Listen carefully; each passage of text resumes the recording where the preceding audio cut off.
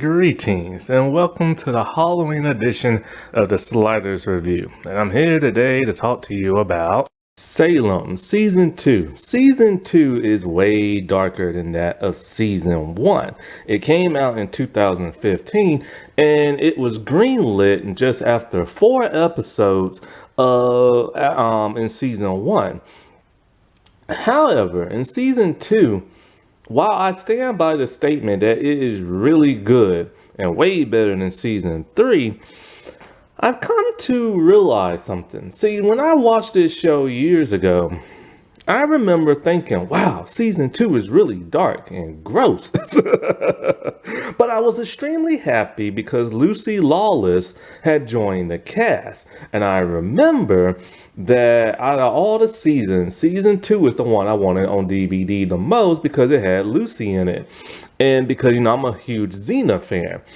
But, even though I wanted that season, I still think that even still to this day, Season 1 is way better than Season 2.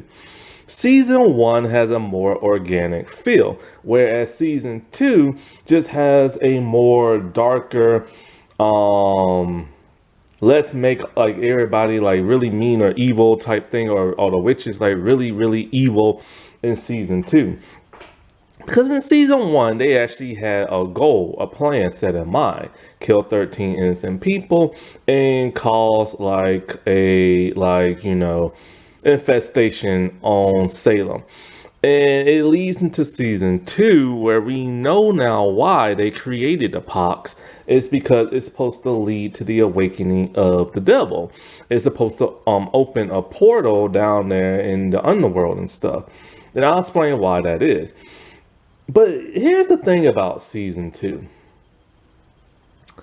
It feels like a lot of nothing is really going on. They set up this whole witches war thing between like the witches coven and everything with Mercy and Mary. But then that doesn't go nowhere because it's extinguished by like episode 2 or maybe even episode 1. Like it's very short lived. But then Mary has a new rival, another witch. And that goes on for the entirety of the season.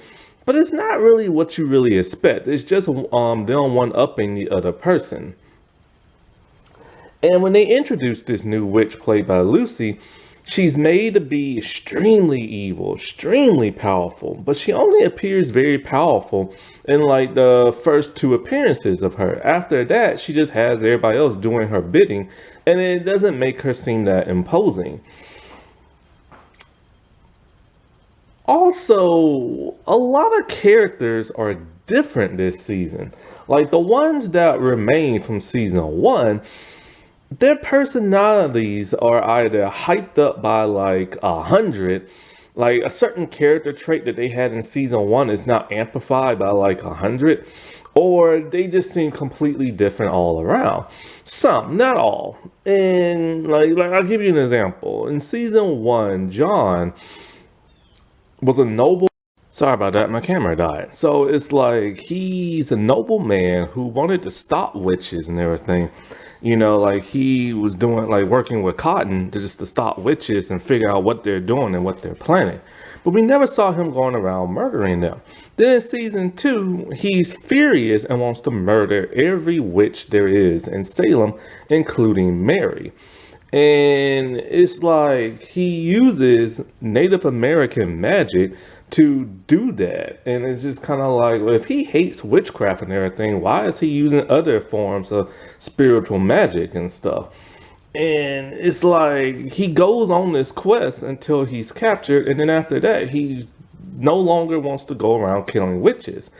And it's just kind of like, why has his hatred of witches amplified and everything?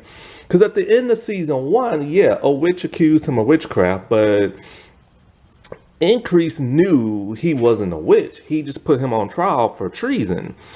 And so it was non-witches who shot him and everything.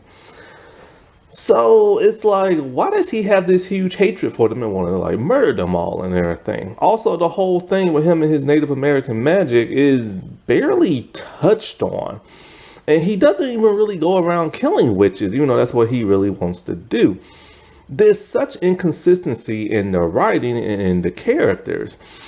And not only that, but some characters from season one are relegated to really not doing much in this season. Like Tituba, Isaac, and Anne really don't do much this season. Especially Isaac, who just lays on his back and suffering from the pox and everything. And it's like she's relegated to just talking out loud because she's either writing in her diary or like she's talking to her familiar. And it's just kind of like, and then there's the whole Mercy thing. But there's a reason why the writing is so different this season. Pretty much the entire writing staff from season one was fired. The two showrunners, Brandon Braga and Adam Simon, are still on the show, and another writer remained on the show, but they had completely new writers. And Adam had a problem with this. Like, he said it was to the point where his characters didn't seem the same or even talk the same as they did in season one. And he didn't recognize some of his characters. And he clashed big time with the new writers because they wanted to just do their own thing. Not only that, but it's like, he said they wanted to tell like 13 like stories, but he said like, he wanted to tell just one consistent story with 13 characters or so. And so it caused this huge like backlash. And you can tell because there's just something different about season two. It doesn't feel like it has a real narrative. And then you don't really know what that narrative is until you get until towards the end. And then this had to have an effect on season three because season three is the only one to have 10 episodes as opposed to 13. And then after season three, it got canceled. I personally don't like season three. I don't remember why I don't like season three because it's been a long time since I watched it. I might rewatch season three. I probably should, but I don't know because my Hulu's about to expire soon because I am not renewing that or Disney Plus. And it's at the point where I've watched pretty much everything I wanted to on those, and it's just a bunch of like shows in the past I like wanted to rewatch and a couple of movies I've never seen, but I can't wait to the end of the year to get it again. But I probably should just finish season three since I'm so invested in rewatching this show.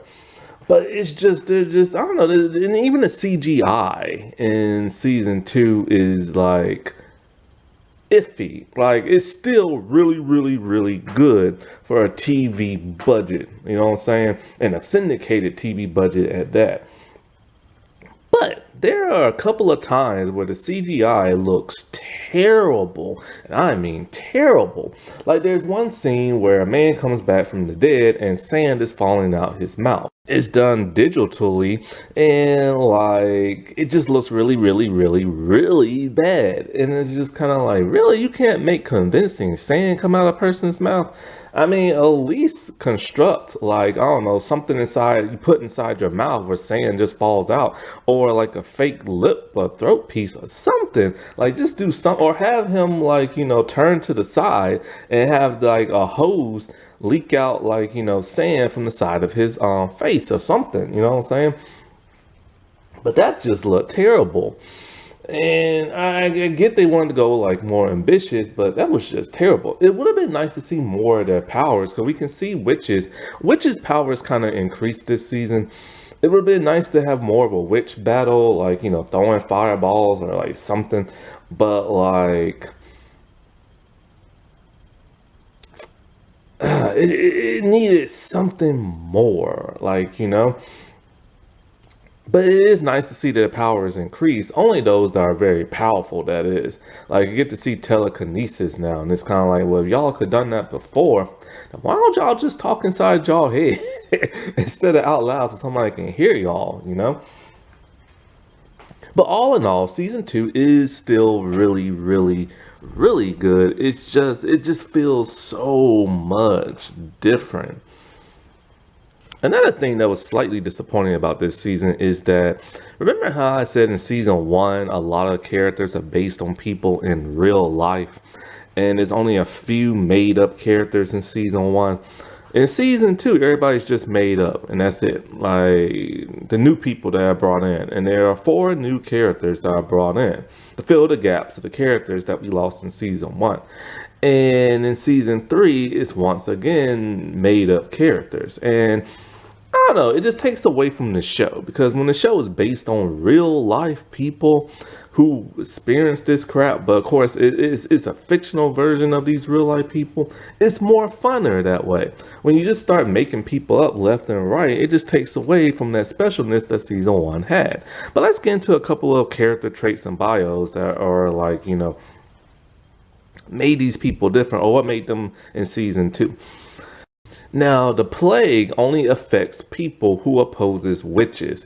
So if you are allied with like a witch or don't hate what they're doing, you won't be affected by it. So this is exactly why the magistrate, John Hale, wanted to put his daughter in that protective bunker type thing in their home, that secret hidden room, because remember, she opposed witches because she didn't know she was one.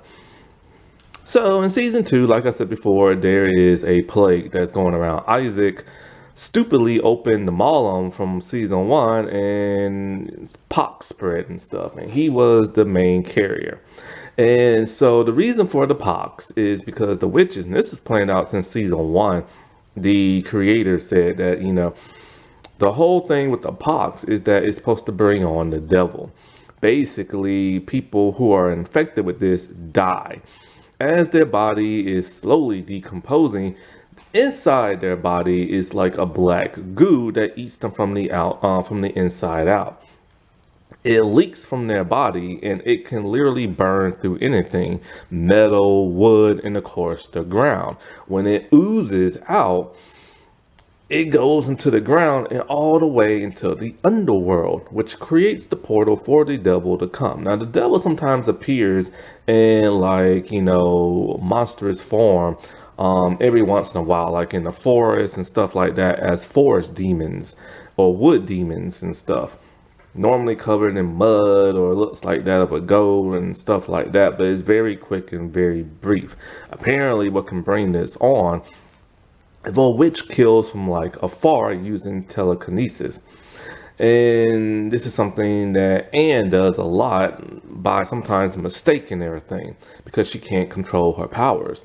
And this is something her dad did not want her to experience, as he writes in his journal. Because apparently now witches have a book of shadows now in this season, and they write their most inner thoughts and all this other crap in there. And something that was never explained in season one. But hey, whatever, it's nice because they had to explain how Anne learned how to use her powers when she later gets this book. I'll start with the seer since he doesn't have much to do this season.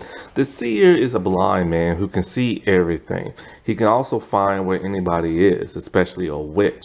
When John comes back into town on his vengeance for witches, he knocks out the seer and wants to know if he's a witch or not. And the seer literally tells him he doesn't know exactly what he is, but he is an aid to that of the witches.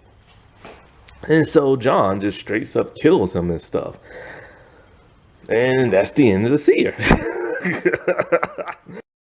To prevent anybody from finding out what the seer can see, Tituba eats his eyes. Yes, and they show her digging them out and put them in her mouth and eating them. I'm telling you, man, this season is gross. And hell, Anne goes through a really weird transition this season. It's quite bizarre what they do with her character. After season one, when she killed both her parents and stuff, she pretty much just lives in her home alone until the new magistrate starts hitting on her. He wants to marry her, but she doesn't want him. And nobody's really asking where your parents are because remember, there is no dead body.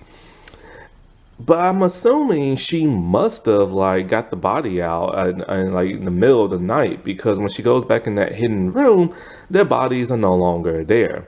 So at some point in time, she got their bodies out. And the magistrate would do anything he can to marry her and even falsely accuse her of being a witch. But he's all like, if you marry me, nobody's going to accuse you. Now, by this time, her and Mary have started talking. Mary knows of her power and this and that. And Mary wants to help her, but she's reluctant to take Mary's help. But Mary tells her your powers are raw and untapped, and you can end up hurting other people and yourself and expose other witches. So at some point, she agrees. But she's looking for Cotton Mathers for some bizarre reason. And I'm not really sure why. I know there's a play going around, and I guess she thinks he could help her or something. I don't know what it is, really. So she puts on that little face mask, and she's teleported now to Boston. And she convinces him to, like, come back with her because there's, like, a plague and this and that. Well, she ends up meeting the Countess. And the Countess of... what's her name? Von Merberg or something like that, played by Lucy Lawless. And the Countess is a very, very old and powerful witch and realizes what Anne is and is able to talk to her in her mind. And she says she'll help her, but she can't tell nobody that she's a witch. And if she does, she will hurt her. Well, of course, she spills the beans to Mary because Mary's just as scary. And so the Countess wants to harm Mary and everything and tries to drown her in water, this and that. So Mary has literally Anne go down in a well because that is how the Countess is able to teleport and stuff. Now, Anne is scared of water. But anyway, she conquers her fear, she gets the water, and Mary helps her here and there. She tells her to put a spell on Cotton because if she can marry Cotton, then she won't have to marry the magistrate. And, the thing about Anne is that she's a good girl who's just caught up in all this evil. She doesn't want to put a love spell on Cotton, but she does it anyway. And so, like, now Cotton's madly in love with her, proposes to her, but, the magistrate tries to have Cotton killed. But he's unable to because John saves him. Now, the thing about Anne this season is that she's not slowly becoming, like, evil, like, say, Mercy, but she's doing a lot of bad things that she would normally not do. She doesn't want her powers, but she sees the benefit in having them, and just like every witch on the show, she starts manipulating people to get her will. And basically, her character doesn't do much of anything. She's mostly a hench girl. She does Mary's bidding by preventing like the Countess from coming through like the well. She does the Countess bidding by having like a dinner at Mary's place just so Anne can steal her father's book because the Countess wanted. There's something in there written that she wants. And so that's all she really does is like both their bidding, but she keeps the book for herself and she's able to figure out how to open it with blood and stuff. It takes her a good while. Now she does have a familiar and all she does is basically talks to her familiar out loud. And she even names him, I forgot what she names him, but it's a weird name. It's Brown because she thinks he's brown, but he looks gray to me. Brown something. It's just a weird name. The name she gives him shows her innocence as a young lady. And she constantly is talking to him. She's constantly cutting and killing him because she needs his blood to like do stuff. And she feels bad for hurting him. But it's like her special little buddy for her to talk to and crap. It's weird this season with her. And she talks in her diary, or she writes in her diary, but she always talks out loud or she talks inside her head. What she doesn't know is that when she writes in her diary, it goes into Mary's diary and she can read everything that she writes. She's no longer in love with John, but she contemplates, the whole love for Cotton. She loves the idea that he loves her, but she knows it's not real and she questions that. It's just weird, the like what they give her to do in this season just to keep her there. Now she does kill again because when she comes back with Cotton, Some of the magistrate goons prevent them from coming in and tries to take advantage of both of them. And she ends up flinging one dude high into, like, the air, and then he falls on like a stake. The other guy who survives basically says, there's only one thing that can explain it, and that's witchcraft, which causes the magistrate to come after her and want to marry her and all this other crap. Once again, it's just weird what they do with her character, but it's even weirder when you get to season 3, especially the finale. It's just kind of like, Anne, what has happened to you? Now, of course, Anne wouldn't be complete with a huge twist revelation and everything. So as she has the boy hidden and everything because, she doesn't want him to turn into like the devil and all this other stuff, the Countess comes to her and everything and tells her the truth of her lineage. She's her mom. I'm like, what?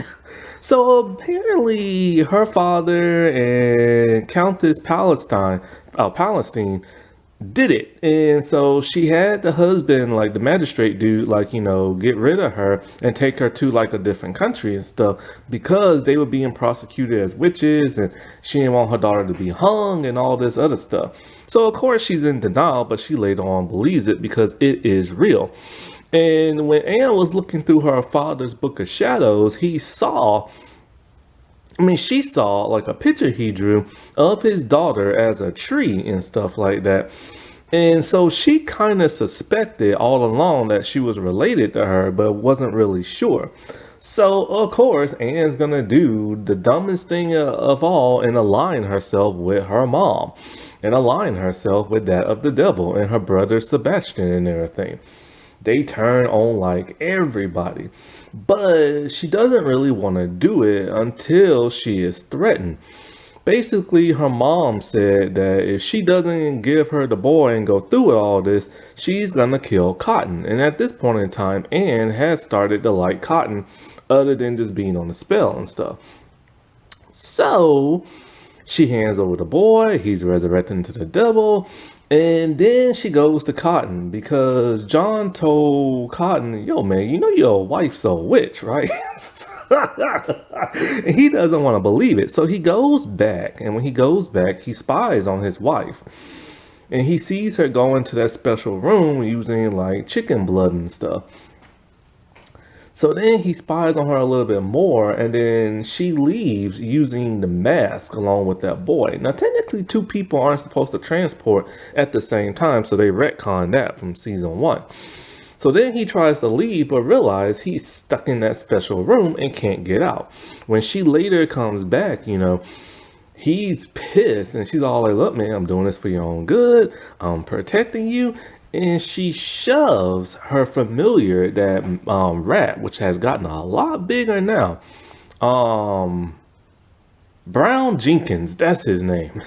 What kind of name is that for a rat? So she shoves Brown Jenkins dead in his throat, and now he's just like George Sibley. I could not believe the route she has gone in. It was something truly shocking and stuff. And because she has become truly delusional. And it's like, oh, what happened to Sweet Anne, man?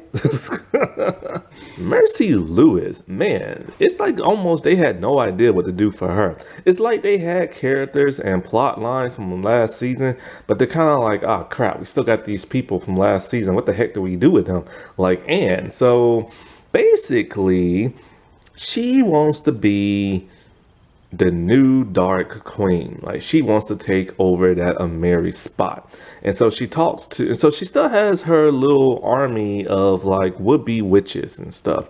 Last season it was male, female, and a couple of adults and teenagers. This season it's just all girls, teenage girls for some reason. And so what they do is that they terrorize the people of Salem. There's a man who tries to get at Dolly, and Dolly's just a teenage girl. So she brings him to the woods so that her and the other girls can kill and rip his body apart. That's basically all they do. And so she goes to the elder witches and is all like, "Let me be the new queen," and blah blah blah, and I'll serve you faithfully. And they all like, "We don't want you. We got married," and, and everything. So this pisses her off. And so what does she do? Her and those would-be witches, teenage girls, murdered the two elder witches from season one. And I'm just looking at myself thinking, how in the world is that possible? They're supposed to be very powerful witches and stuff, and very scary ones at that. So how is a bunch of teenage girls with knives able to kill them? Well, this causes a problem because Mary and Tituba realize something is wrong. So next thing you know, Mercy goes to like Mary's home and gets some like, stuff to like make the grass go on fire and write the word war. And so this pisses off Mary because she knows Mercy is coming for her and stuff. And so you think, okay, cool, there's gonna be like a huge war between like, Tituba, Mary, and like, these would-be teenage witches and Mercy. Well, that don't last long. That only lasts for like 2 episodes. What does Mary do? Mary ain't taking this crap. Mary decides that she's gonna get the men. They're gonna go into the woods where Mercy likes to sleep next to the dead and set the girls on fire, killing them all, and those that rise from the flames are shot in the head. Somehow, Mercy survives this by hiding out underneath a dead body, but her body is burnt to a cinder. Dolly was unable to be a part of this because Mercy sent her into town to get like supplies and this and that.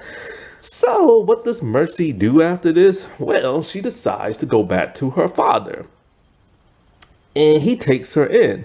And she has him and Dolly doing her bidding. And she's really scary and gross at this point, and you can barely hear what she's saying because her throat is burnt. I don't understand why her father is going along with this. This is not who he was in season one. He is a reverend. He was like really heartbroken when his daughter was bewitched. He even performed an exorcism on her to have Mary stop, controlling his daughter. So why would he go along with all this witchcraft stuff? And not only that, but Mercy doesn't really have no powers no more. But it's just she's really scary and scaring both him and Dolly. So what does she have him do? She has him kidnap Isaac, who has the pox and dying from it.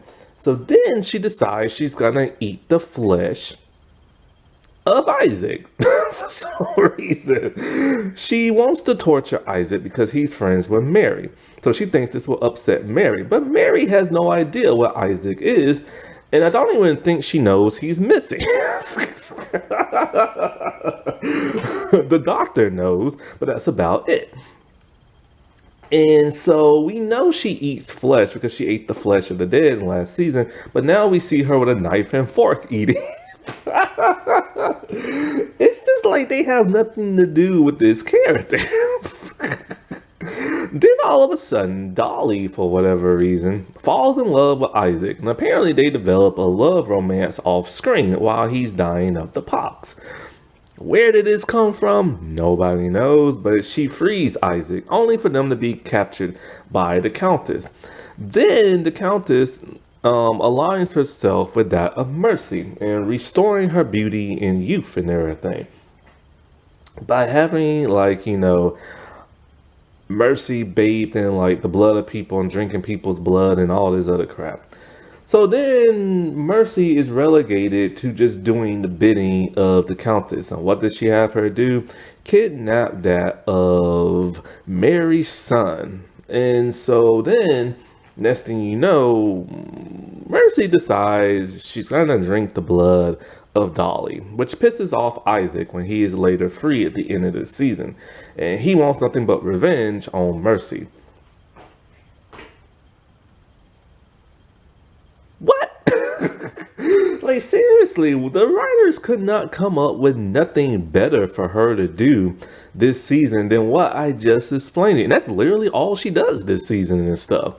And I'm just kind of like, she could have been a very interesting character. She could have, like, started this huge war between like the witches and stuff, exposing witches. And because in real life, all she did was point people out, say, "You're a witch, you're a witch, you're a witch." In real life, she went to go live with a relative, had a kid, and that was basically it. And it's just kind of like she was a really unique and interesting character in season one, and she's relegated to just being there in season two. But it's pretty clear they have nothing in store for Mercy because of what happened to her at the end, and it's pretty hilarious and stuff. So she has a crush on Sebastian. Sebastian don't want nothing to do with her, even though she is seducing the crap out of him. And he just berates the crap out of her. Anyways, when the devil is resurrected, he's all like, you served me well, you pointed people out, you lied and said people were witches, their souls came to me, blah, blah, blah, blah, blah. And he just bites her finger off and everything. Because he's just like, he will like betray you and stuff. And so the Countess is taking pity on her finger and trying to fix it, only for Mercy to do the whole, "What about me? I want to be queen of this and I want to be queen of that," and blah, blah, blah, blah, blah. This pisses off the Countess, and she's all like, "Look, I used you. I'm done using you, and just go. And if you ever come back here, I'll rip your flesh off." So, of course, her spell is now wearing off of her looking like beautiful and stuff, and she's reverting back to being burnt. So she remembers, hey, if I can drink the blood or bathe in the blood of like a virgin, then I can restore my beauty. So while at night, she's in like an alley and she kidnaps a teeny tiny little girl, only to be saved by that of Isaac. But like I said before, she bewitched a bunch of men to protect her. Her role in season 3 is interesting, and it just goes to show they had nothing planned for her. In season 2, Isaac gets the same treatment. He is literally just there. He's basically relegated to laying on his back with all these nasty boils and bumps and from the pox and pus and all this other crap, and he is literally just dying. Mary comes to see him, and like always, she's all like, "My poor Isaac," because she feels terrible for what she does to this man, because that really is her childhood friend. But the only name he keeps saying over and over when he was found in the woods is Mary. So she's kind of like, crap, he might rat her out. And you know how Mary is when she thinks somebody's going to rat her out, because all she thinks about is herself. So she has poison to put in Isaac's water, and she's about to give it to him. Until he starts talking about like how she's such a good friend and this and that. And she can't help but to feel sorry for the dude. So she dumps out his poison and gets some fresh water. She just can't kill the dude. That's her friend from childhood, And it's nice to see this woman who, as evil as she is, has a sympathetic heart. So basically, after that, he's just there lying on his back. The doctor, when Isaac goes missing, the doctor realized somebody must have kidnapped him. Because Isaac, when they found him, he had a bag of coins full of gold and the apple thing, the malum. So since he left the gold in like the hospital, somebody must have taken him.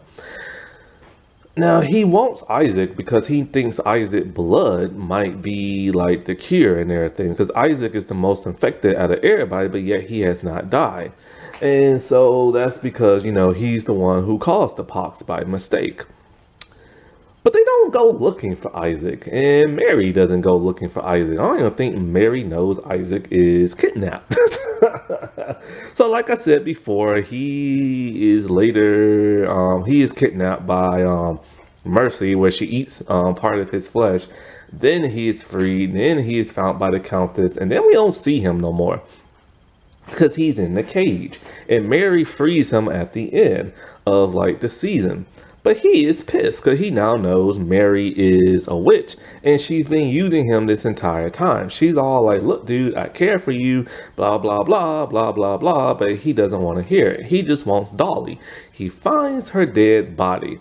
And what does this man does? He finally mans up and he stands up for himself. He takes Dolly's body off the boat and he walks all the way into town in the middle of the night into the morning when they're having church service, and he kicks open the church door and he tells the new magistrate, like, screw you and screw George Sibley and everything.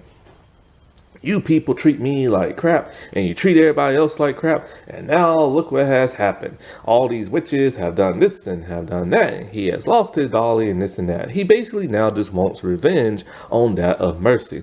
It's nice to finally see him man up and stop being used by everybody, but they really didn't have him do nothing this season. And it was almost like, how did this relationship between him and Dolly even start? And what exactly cured him from the pox? Was it just going to cure him all on his own? Or did the doctor intervene? We don't really see none of this. However, Isaac's little outburst caused him to be put in the stocks. So now he's in the stocks at the gallows and he's just dangling there next to Mary, and they have a nice little conversation. She tells him how sorry she is. He's all like, I don't care what you say, you're a witch and blah, blah, blah, and stuff like that. So he doesn't want nothing to do with her. But later on, somebody paid her bill, the countess. So he's still there until the magistrate comes and releases him and is all like, you have redeemed yourself and you are no longer Isaac the fornicator, but now you are Isaac the man of truth. And so he appoints him to like his little stooge gallery type thing. So Isaac at this point is no longer acting like adults in the head. He's now a manly man with nicer clothes, and he's kind of like one of the magistrates, like, goons type people, And as he's walking around at night, he just happens to see Mercy, of all people, trying to kidnap a little girl and drink her blood. And so he saves the little girl, but Mercy has bewitched a bunch of men to do what she wants. So him and the little girl flee. He becomes a very interesting character in season 3. He is no longer that dolt. Like, he's no longer a coward. Like, he is a manly man now. And it's all because his off-screen girlfriend, died, and it really changed him. And it's really interesting to see the character growth in this man. Like, you would never suspect it after seeing him in season 1. George Sibley, I am kind of shocked at what they did to this man this season. He still is sitting in a chair, can't move. But Mary comes to him, is all like, look, dude, I'll give you your mobility back. I'll even let you speak. But you gotta do exactly what I want and when I want it. See, the thing with Mary is she's losing power to the new magistrate. He believes it's a man's world. So she needs George to start speaking up for her and all the and other people that she wants to happen and stuff. So she agrees to stop putting her frog in his belly if he does that. And he does it and everything. He literally says what she wants and does what she wants. And then she starts to be a little sympathetic towards him. It's all like, I'll even let you touch me if you keep doing what I want you to do. And there's even a point where he agrees to that. And I'm like, dude, she has literally tortured you for years, made you immobile, and put a frog in your body and cause you to spew all the time. And I'm all like, why are you doing all this? Now, of course, he just wants his mobility back, but it doesn't last long. He's barely in the season, and the Countess kills him and everything. Because she hates Mary and doesn't want Mary to have no power. So, using her powers of water somehow, she causes...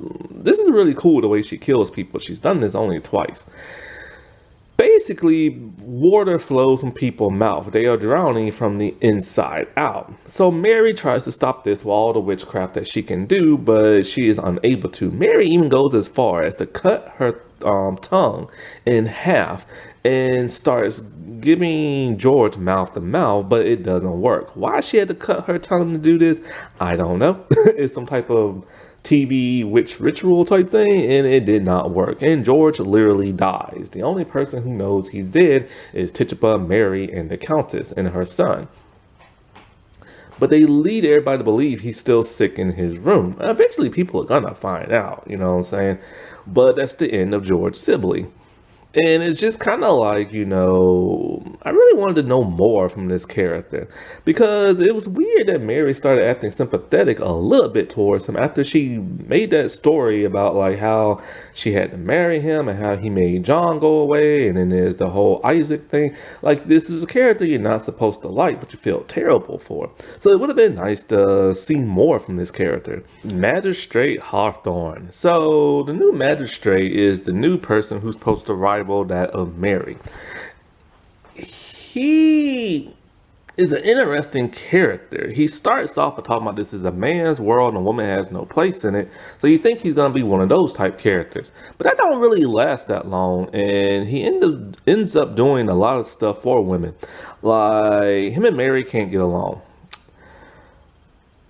And it's weird because, she has power, he has power. But then he wants to marry Anne, and he wants her estate because, her dad was the former magistrate and everything. But then all of a sudden, like when he tries to marry her and stuff and she refuses, he tries to kill Cotton. He can't stand Cotton, so now his hatred of Mary has gone to Cotton. But then when the Countess comes in, he basically starts working for her, and even to the point of wanting to suck and kiss her feet. And I'm just kind of like, I thought this man was supposed to be a woman hater and stuff like that. But I don't know if he even knows that she's a witch or not. But I don't know. I could have done without his character. I wish John Hale would have still been alive. He's an antagonist, but he's not a very strong one. I don't know, like, really, when it comes to his character, it's just he's evil and he's selfish, but that's about it. Also, one thing I forgot to mention, when it comes to Magistrate and everybody else, nobody's really accusing nobody of being witches no more. And that's kind of weird, because that was the whole premise of, like, the first season, and the whole point of this show being set in the Salem witch trials. You're supposed to accuse people of being witches, but nobody's really being accused of being a witch. And we don't see the hangings or the deaths and this and that. Tituba is interesting, this character. She doesn't have much to do, but we do get to find out more about her motivations as to why she betrayed Mary last season. She wanted to help out the elder witches. Basically, she hates that she was a slave and she thinks Mary just doesn't love her back. It turns out Tituba might be a lesbian. I say might because it's not really all that explained very well. She basically just tells John when she captures him that like she never had an interest for men until now because she, for whatever reason, and she keeps talking about how she loves Mary, but Mary doesn't love her back, and she just wants revenge because of that, because Mary's just in love with John. Now, when it comes to the elder witches, she does their bidding because she wants to punish all the Puritan white people who made her into slaves, and she know the witches would do that for her. She also sold Mary's son to the elder witches because she wanted, Mary to experience, I was sold when I was a child and blah, blah, blah, blah, blah. And, now you know what it feels like for how your son be sold and stuff like that. Like I said before, she doesn't do much this season. And it's like, I understand her motivations and stuff, but she's just frenemies with that of Mary. Her and Mary still have to get along because, they need this whole apocalypse thing to happen. And so they work together and it looks like they're friends again until you realize they're not. Mary still holds a grudge because Tituba ratted out that of John. And Tituba is just kind of like, you've never cared about me. Your family never cared about me. You only see me as like a servant. You only see me as like a slave. I do all this stuff for you. And all you can think about is like John, and how I hurt you because of the whole John thing. But John was getting in your way. And she was just trying to make Mary realize that we have a greater goal of getting rid of the Puritans and stuff. And so this whole frenemy thing, is to the point where you see Mary treat her like a servant, dresses her up as a maid, tell her go clean this and go clean that and stuff like that. So, other than that, Tituba doesn't do much until she captures John, and she realizes John is the one trying to kill witches and stuff. She keeps him chained up in like a hidden room, and she keeps wearing this like sexy red outfit and keeps like seducing John and everything like that, which is weird because she's never had no affection to John, and she literally just said she never had an interest in men. Is she doing this to like, rub one in to like Mary? I don't know.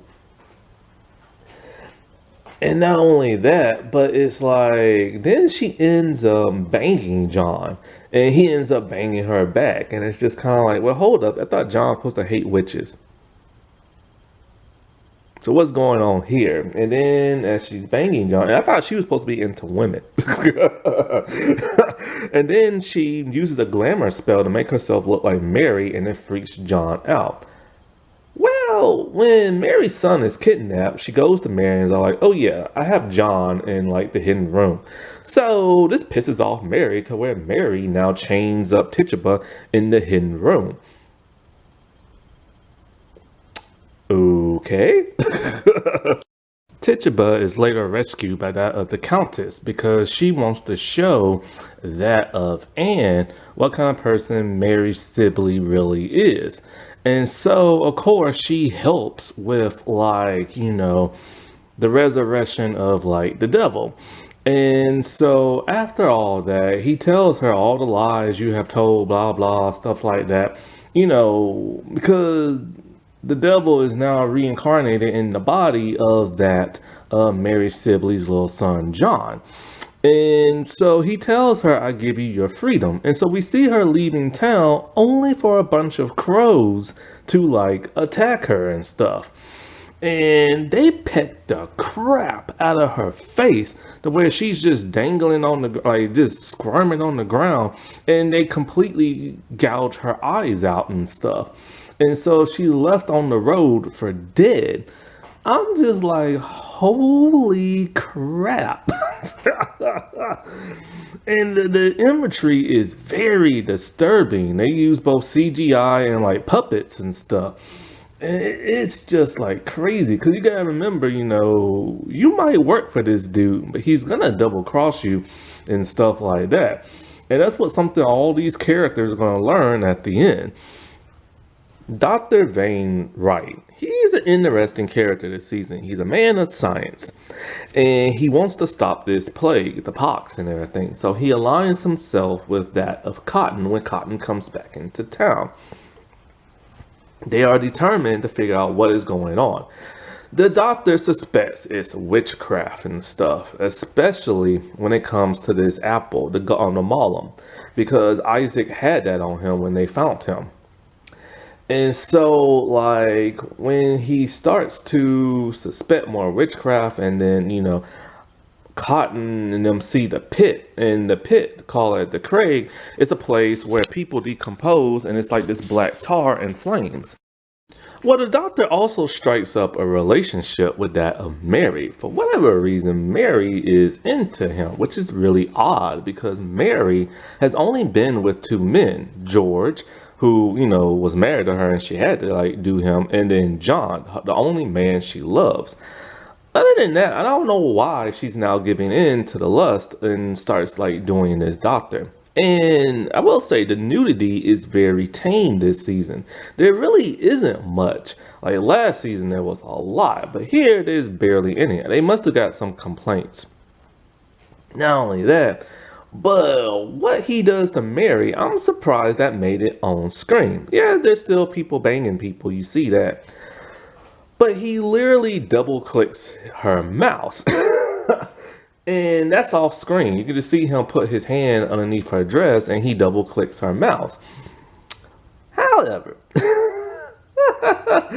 she takes his fingers and she sucks on them. And I'm just like, oh oh my God, that made it on TV. I've never seen that on TV before.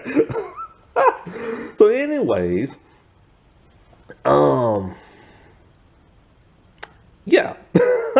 So they start a relationship up together, and this made Sebastian, who is the son of the Countess, like jealous. 'Cause he likes Mary for some reason. It's never really explained why he really likes Mary. He just saw her and was like, "Oh, I like you," and stuff like that. Even though he knows his mom hates her and stuff. And so the doctor, like I said before, he's trying to find a cure for the plague, and he uses Isaac's blood.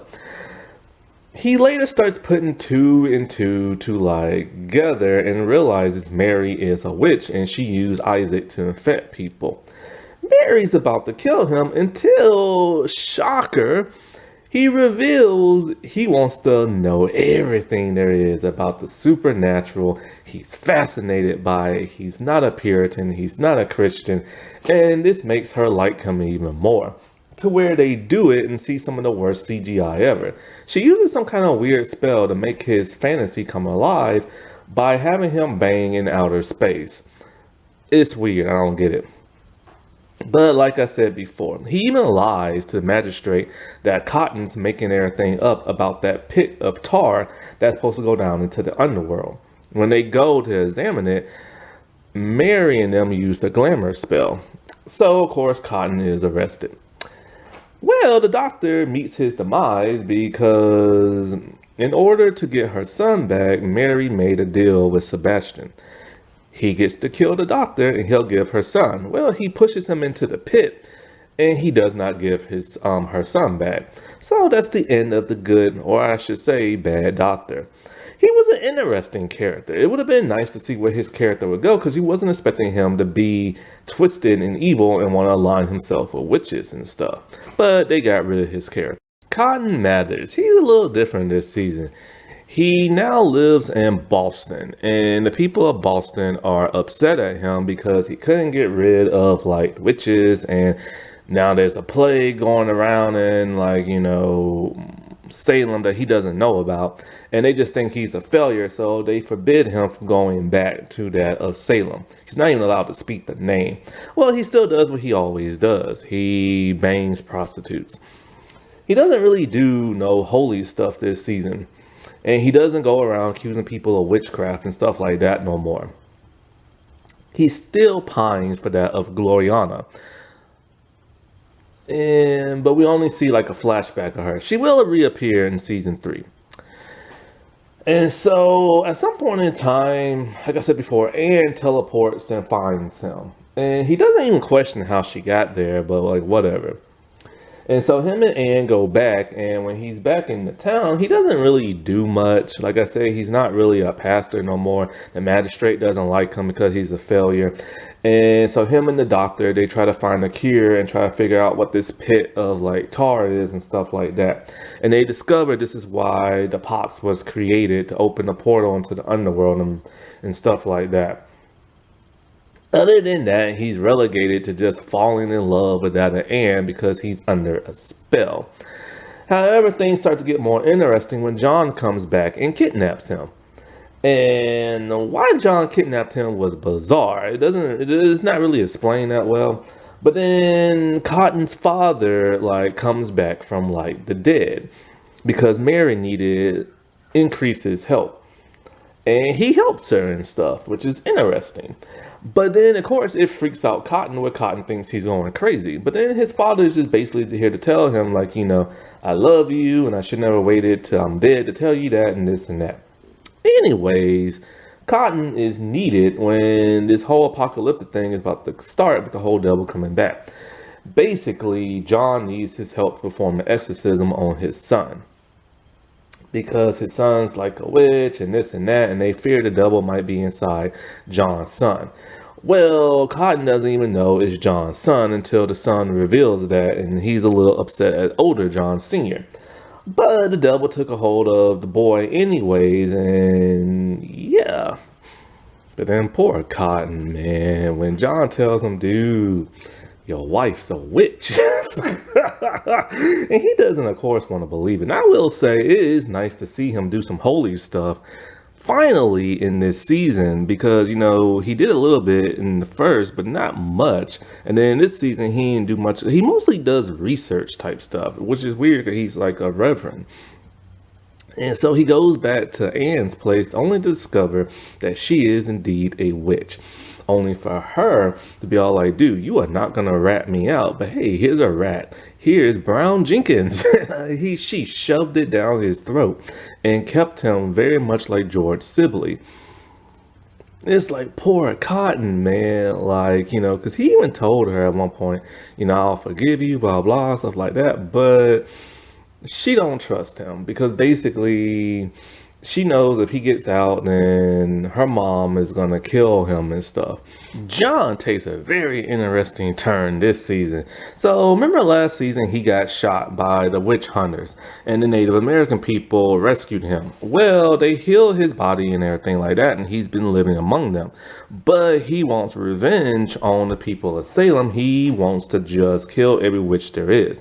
So he asked for their help. So they endow him with their spiritual magic and stuff.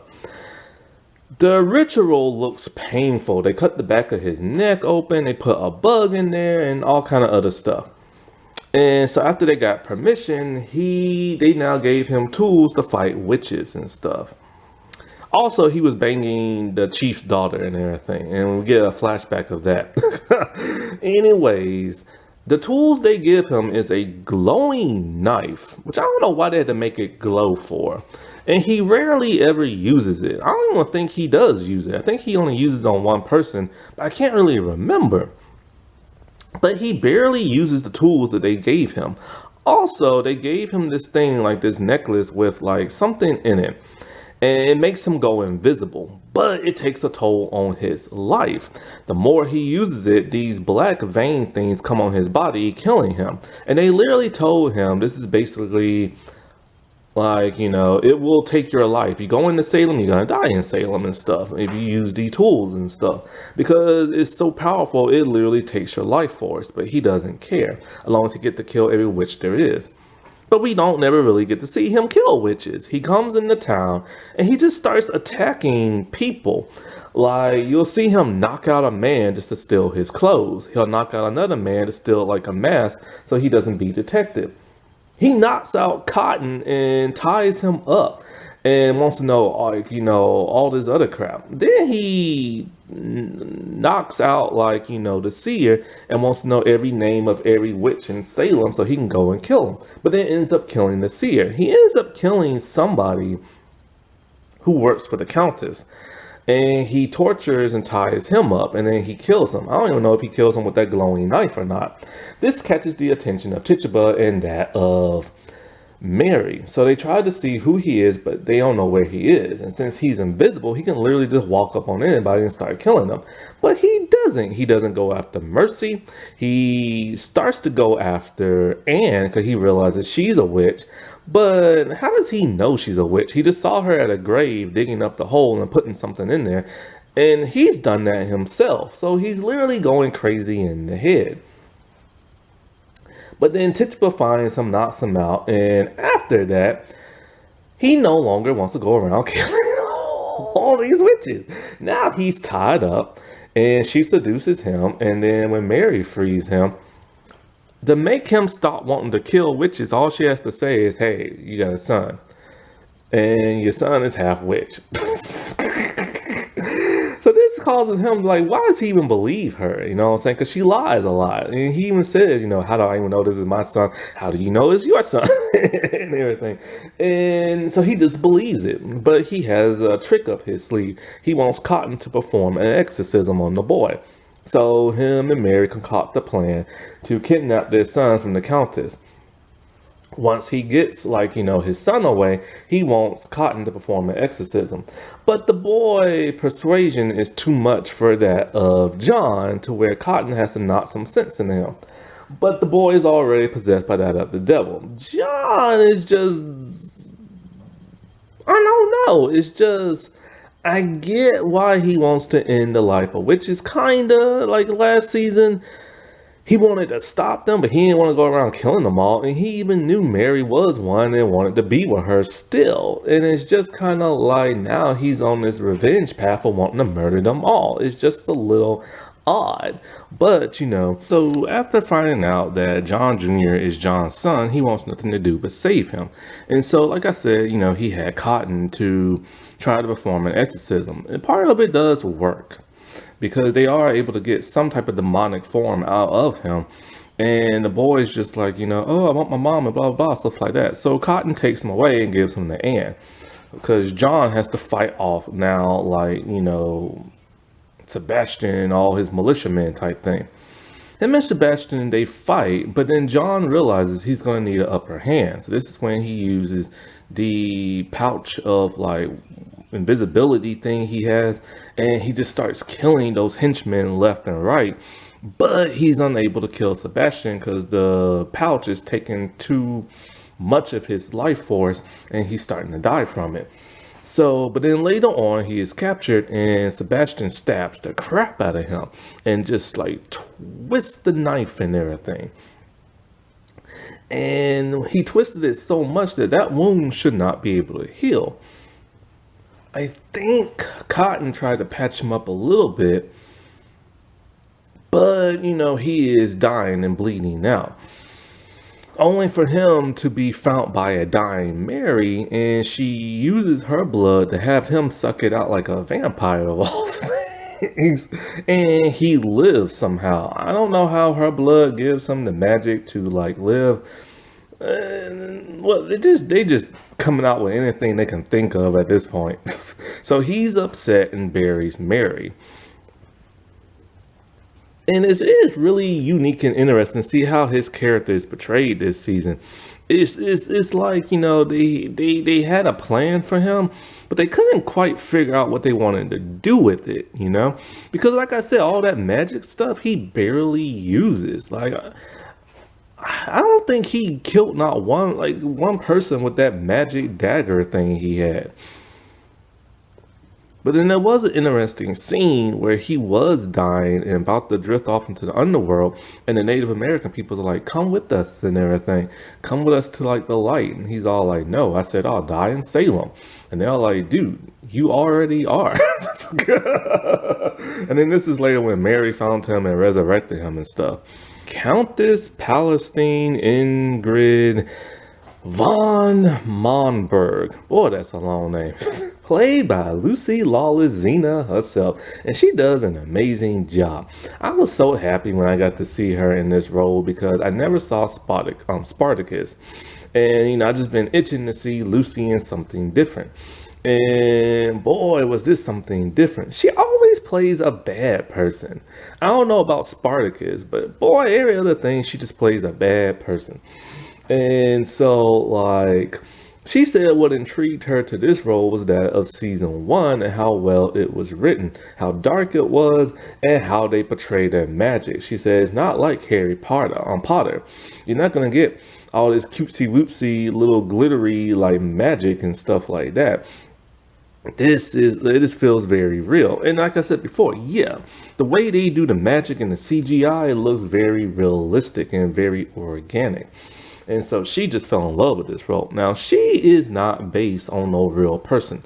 I think her son might, and that's a huge might. And so she is pure evil and stuff. She's one of she is like thousands of years old. One of the first witches. I think they said she was there. I can't remember what happened, either when the devil fell or when Jesus was born or something like that. She's been around for a long time. And she will do anything to serve that of the devil. She'll kill any man, woman, child, or witch just to make it happen.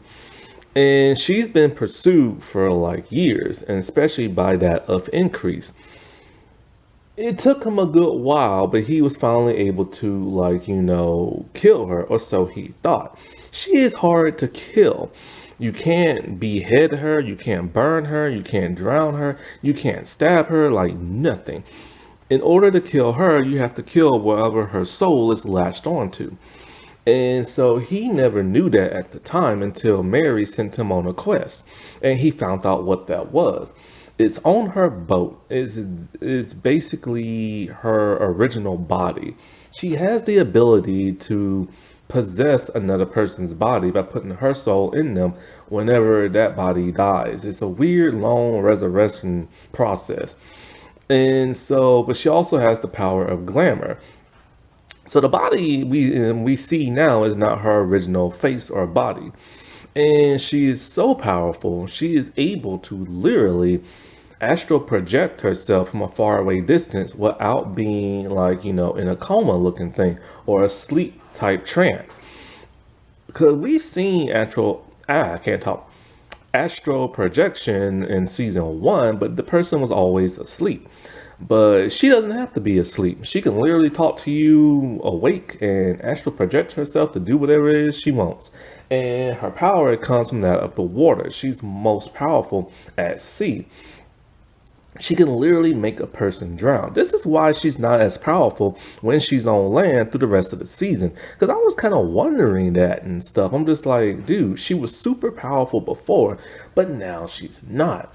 And she has this gross, disgusting incest relationship with her son, where she's always Frenching him on the lips. And there's one scene, well, I don't know what she was doing to him because her hand was off screen and his face expression looks like he was getting Jimmy Crack corn and everything. So, like, you know, with this show, you just never know. But then she also kisses, like, Mary's son on the lips, which is gross and disgusting. I hate this crap. You don't have to show that. And of course, they hid his mouth, so hopefully they never really kissed him. And I'm just kind of like, ugh. Anyways, I think what it is, so she serves the devil and she basically wants him resurrected so she can make love to him and be his queen and this and that, or at least his mother. So, like, she just flats out hate Mary and it's never really revealed why that is. She doesn't even know Mary's son was originally the vessel for that of the devil's body. So I don't know why exactly she hates her. Maybe she found out that Mary betrayed her coven. I don't know. But like, yeah, and the witches coven, the Essex witches that Mary's part of, they want nothing to do with this woman. Like attack her wives, because Mary tries to form an army to attack that Palestine, but they're like, yo, man, no, we ain't that stupid and stuff. And so, but when it is found out that Mary's son, or has a son, then she knows exactly who he is. So she didn't know that before. So she just wants the boy. But she also wants something else. She wants to reunite with her daughter. Her daughter is Anne of all people. So this is why Anne is super powerful and everything. It can literally just blow a person's head up, like, just by looking at them and stuff. And so she frees Tituba, and they, of course, get the boy eventually.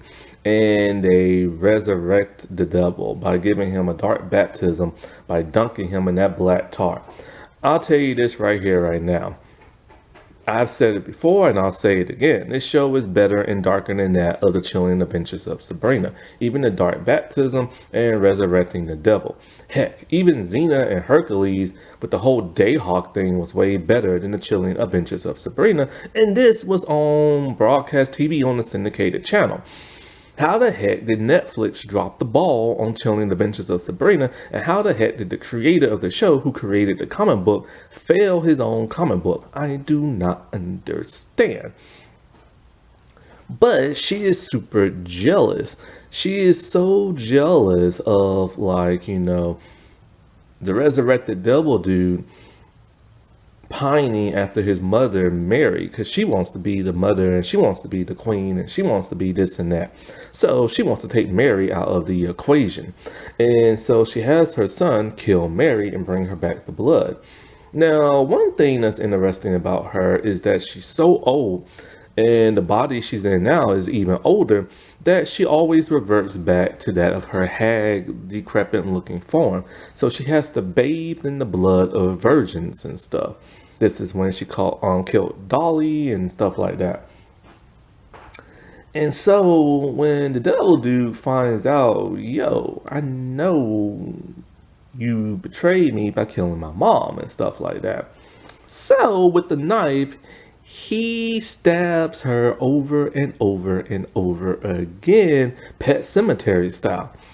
And so Sebastian takes her body. Oh no, the body's still there, but he goes to like where her original body is, which is just a skeleton, and he's about to give her Mary's blood, but then he decides not to. And so she appears in season 3, but only as a corpse, and we only hear Lucy's voice, which pissed me off because I wanted to see Lucy, not hear Lucy. But other than that, she was like a really good villain and a very dark person. But she always plays those dark roles, man. Sebastian is pretty much just like, the son of that of Palestine. And he is a super jealous person. He is jealous that he doesn't get to be the vessel that the devil takes over. He is jealous of his sister Anne just for being born and like the firstborn and stuff. And not only that, but he pines after Mary, even though he knows his mom hates Mary to death. It's never really revealed why he's in love with her, other than she's just super hot. But he pretty much does everything his mom wants him to do, because he's like a mama's boy and stuff. But he does let Mary live long enough to hopefully try to resurrect himself, but is unable to and dies by giving her blood to that of John. And all he does is just mopes over her like in season 3. But other than that, he's a pretty cunning character. He's an evil character. But other than that, he's just a giant mama's boy. So John Jr., who later becomes the devil. When he was brought into the series, he just seems like an ordinary little boy until you start to see little dark traits about him. He's jealous whenever his mom's with the man. He kisses his mom on the lips for some bizarre reason. He's just obsessed with his mom and wants nothing to do, but he wants everything to do with his mom. He also wants to know who his dad is, but sad that he's dead. When he finds out that his dad's alive, he just wants to be one big happy family. But there is something dark and sinister about this boy before the devil even comes in his body. He was raised by the Essex elder witches out in the forest for like 7 years. They didn't even give him a name. They didn't let him play with no other kids. He had no toys. So, like, he hates being trapped in the room all the time. And he starts to draw some disturbing pictures, which Tituba does not like, and neither does his mom. Birds are always coming to him, and they hit like the window trying to get to him, and then they die. And then it's shown, like, before the devil even takes over his body, like, there is something, like I said, so dark and twisted that he literally talks in a demonic voice whenever he's talking to John in that of Cotton. But of course, the baptism does happen, or the dark one, and so like he is now in the body, or the devil is now in his body. And when the devil takes over, it's kind of like they have a shared consciousness. It's not really so much the devil taking over, it's just both combined. So he still wants his mother, but he's still dark and evil and will betray people. And that's exactly what he does. He betrays Mercy, Tituba, and that of the Countess and everything. But he only attacks the Countess because she killed his mother. The boy playing this is a very good actor. And he is so believable. And it's weird when you see older actors like, say, The Rock, who can't act that well, but this little boy is knocking it out the bag or knocking it out the park and everything. And it's just like this boy is so disturbing, and he even gets even more disturbing in the next season. So Mary this season is more evil than she was last season, more determined to take over Salem than she was last season. Last season at the end she was going to give up this way, be with John, but then once she's told that John is dead again because the Native Americans and the seer made her see that, like, she just goes back to doing what she wants. She ends up starting a relationship with the doctor, which is really weird because, like I said before, she's only has love for John and she uses that of George. But she doesn't have to use the doctor for anything. Unless she wants him to stop. Ah, that's right. She wants him to stop trying to find a cure for the plague. But she actually does end up falling in love with him. I guess it's at the point where she's finally just lonely in life. She doesn't have John, she can't use George anymore, and she's just lonely. Well, she does still use George because the magistrate wants this to be an all man's type world where men get to rule over women. And she's starting to lose power, and she realizes that, and she needs George's help for that. So she gives him back his mobility where he can walk and talk and stuff. But she's having a couple of complications. There's a witch war brewing because, she betrayed him and stuff. She has to fight that of Mercy, which lasts only for 2 episodes. Then there's the Countess. The Countess is her biggest foe. Tituba tried to teach her about the Countess years ago, but she didn't want to learn nothing about the history, only that of the future and the present day. Mary thinks she's so much better than everybody, but she fears this Countess woman because the woman literally comes through water and tries to drown her. She realizes she's in for the match of her life. Well, she thinks she can take the Countess, but the Countess is very, very ancient and very, very powerful to the point where Mary realizes, crap, dude, like what I'm gonna do. Well, she does what Mary does best. She tries to figure a way out of this situation. So her and the Countess, they are still trying to one up each other. And it's even to the point where Mary still goes around using people. She feels sorry for Isaac. She's about to kill Isaac, but doesn't. She uses and her and Tituba just can't get along. She's even more pissed at Tituba when she realizes that Tituba knew all along that her son was supposed to be that of the vessel for the devil.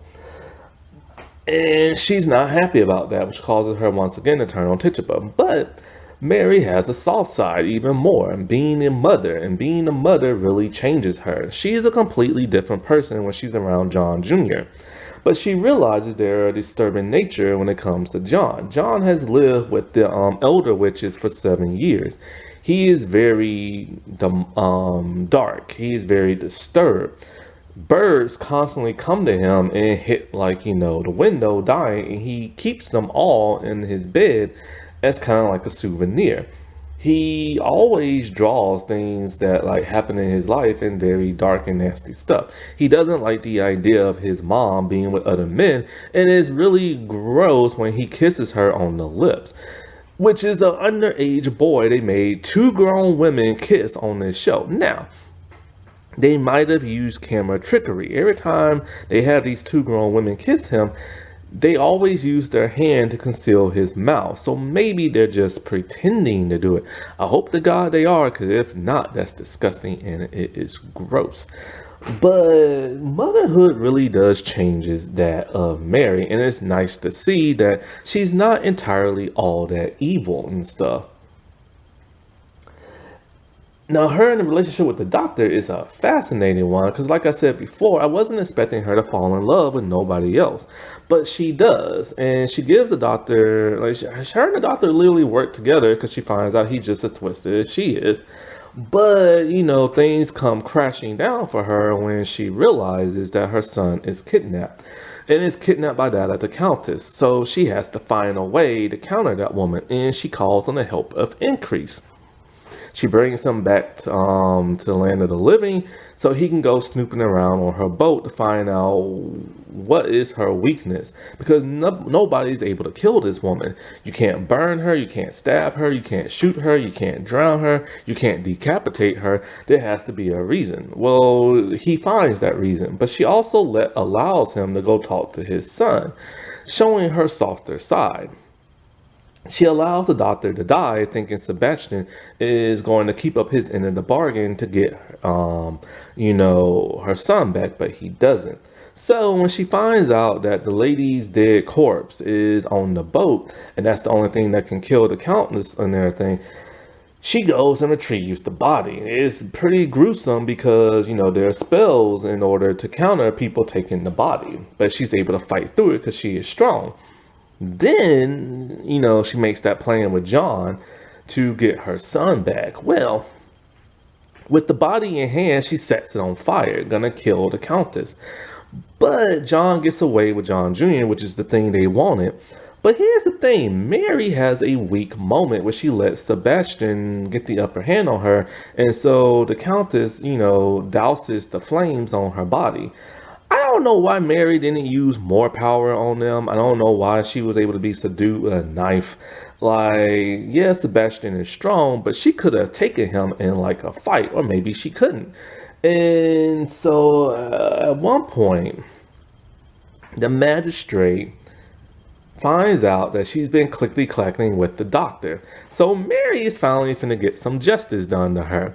And she's putting in the gallows restraints and everything, where they paint her face like that of a clown and call her an adulterer.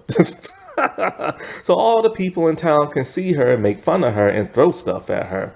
And it's pretty sad and degrading what they used to do to women back in the day and stuff, just because they cheated. Like, you can literally be sent to jail for that or killed and stuff, especially men too. And because Isaac was branded a fornicator on his forehead. And it's just like, oh my God, dude. Like, when you see her in those restraints and with that makeup on, it's really sad and depressing. So Mary does not want her son to become the devil. She's going to do whatever it takes to stop like the Countess. And so she lures her into like the church, and she seals the doors, and we get this slightly cool battle. Like, one thing these creators can't do very well is a battle, especially like, with magic and stuff. And so she seals the doors, and she's all like, look, I'm an Essex witch. Our power comes from the woods, and this entire church has been built by the trees in the woods. And you're a water witch, and we're far too away from water where you get your power from. So basically, this is why the Countess isn't as powerful as she was in the beginning. So Mary sets the whole church on fire and starts throwing fireballs and disappearing and reappearing and all this other cool stuff. Only for Anne to come in and save the day and like rescue her mom. And so now, Mary screwed. Man, the transformation that Mary goes through is like amazing each season. She's evil in the first half of the season, but then towards the end, she starts to turn good. And the reason why she turned good is that motherly love. She loves her son to death. And it's interesting, even the most evil person in this show will turn good if like they find something to turn good for. Sad thing is, her son is now the devil, and she wants absolutely nothing to do with him, which pisses him off. And so when she is taken into the woods by Sebastian. Why? Because Sebastian's mom wants Mary's blood. So he still pines for her and all this other weird stuff. So he puts that contraption on her neck that bleeds her out. After he gets enough blood, he patches her up a little bit and tells her, follow this trail of blood and you'll find John. She is way too weak because she has lost way too much blood. Because, like, she just did. And so, with her dying last breath, she gives John the rest of her blood, and he is now resurrected as she dies and is buried. And it's weird because you're supposed to not root for her because of how evil she is. But you can't help but to feel sorry for her. So yeah, season two might not be as similar as that of season one, and there are a lot of changes from that of season one, but it still is good, dark, and twisted as that of season one. This is a witch show unlike no other, and I've never ever seen a witch show quite like this. And it's quite a shame that more people don't talk about this show. It's almost to the point where it's kind of forgotten and relative unknown. And that is quite a shame. That wasn't that spooky. Alright, well, I shall talk to y'all later. Bye.